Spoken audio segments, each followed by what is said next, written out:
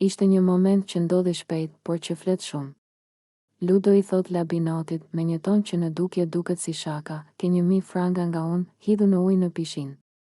Një fjali e thënë lehtë, pa menduar peshën që mund të ketë, pa u ndalur tek situata, tek presioni i momentit apo tek fakti se kur je para kamerave dhe njerëzve, çdo fjalë merr një tjetër dimension. Labinoti nuk mendoi gjallë.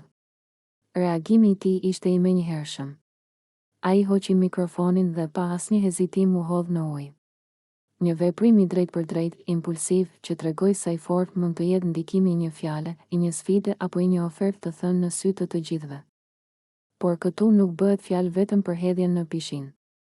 Bëhet fjalë për presionin e momentit, për dinamikën e pushtetit, për mënyrën se si dikush mund ta vërë tjetrin në pozitë të vështirë, edhe pa e kuptuar. Kur një sfidë hidhet publikisht, sidomos në një ambient ku ka kamera, mikrofon dhe vëmendje, ajo nuk është më thjesht një shaka.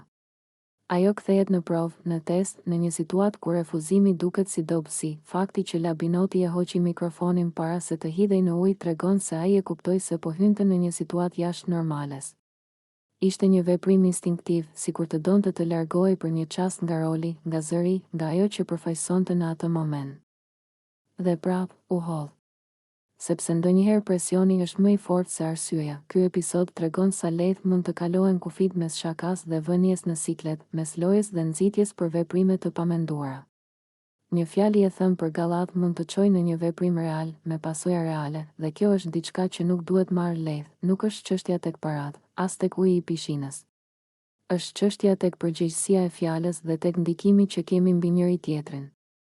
Sepse jo të gjithë reagojnë njësoj, jo të gjithë kanë të njëjtën liri për të thënë jo, sidomos kur ndihen të vëzhguar, të gjykuar apo të sfiduar publikisht. Ky moment mbetet një shembull i qartë se si situatat